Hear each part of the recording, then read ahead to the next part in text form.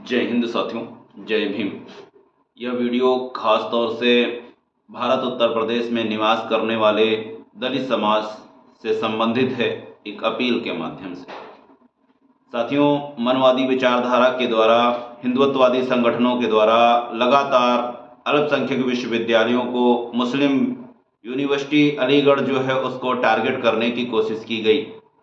लंबी समय से ये रिट पे रिट, याचिका पर याचिका आरक्षण हटाने के लिए या लागू कराने की बात करते रहे हैं। हाल ही में सुप्रीम कोर्ट के द्वारा अलीगढ़ मुस्लिम विश्वविद्यालय के महत्व को समझते हुए अल्पसंख्यक का दर्जा बरकरार रखा। ऐसे में हिंदुत्ववादी संगठनों के द्वारा कुछ दलित समाज के लोगों को आगे कर दलित आरक्षण लागू कराने की मांग करती है, ओबीसी आरक्षण लागू कराने की मांग करती है, जो होना भी चाहिए। लेकिन प्रश्न यह है कि आपकी मनवादी सोच के साथ बैठक होने से आप ब्राह्मण नहीं बन जाएंगे। यदि आपको मांग करनी है तो सैकड़ों की संख्या में राज्य विश्वविद्यालय और दर्जनों केंद्र विश्वविद्यालय, जिस पर आपके समाज के लिए जो सीटें थीं वो रिजर्व्ड हैं और आज तक नहीं भरी जा रही हैं, उसकी मांग करनी चाहिए।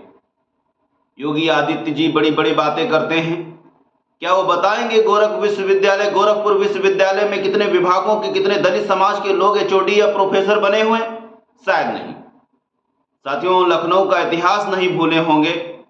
राजा महमूदाबाद, जिनके माध्यम से किंग जॉर्ज मेडिकल विश्वविद्यालय, न सिर्फ लखनऊ विश्वविद्यालय जबकि बीएचयू को दान किया गया, आईटी जैसी चीजों की स्थापना की, उसको अल्पसंख्यक नहीं कराया। सभी समाज के लोग वहां पर पढ़ते हैं। आश्चर्य करने वाली बात यह है कि आज लखनऊ विश्वविद्यालय में जातिवाद का बोलबाला है। मनवादी विचारधारा की जो लोग हैं वो उसको हाईजैक कर लिए हैं।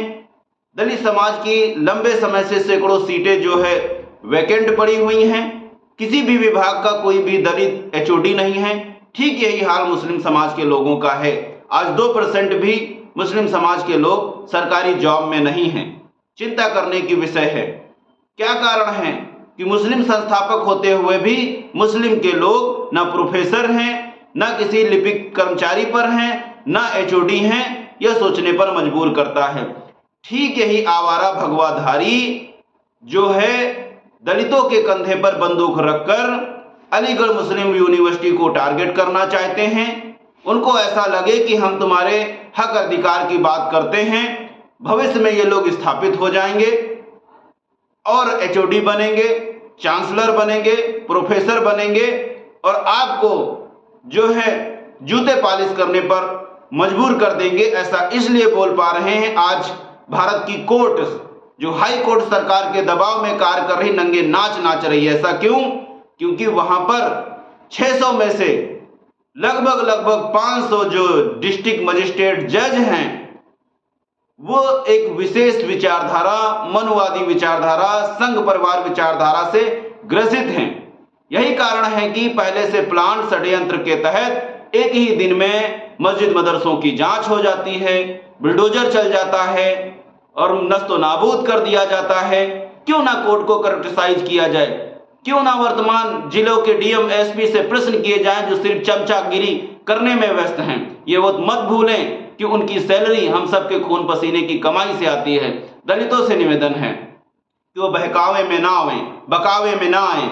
आपने बीएचयू विश्वविद्यालय का एक उदाहरण देखा, जो मुस्लिम शिक्षक जो संस्कृत का परम विद्वान था, यह कहते हुए कि मुस्लिम समाज से है, संस्कृत विभाग का अध्यक्ष कैसे बन सकता?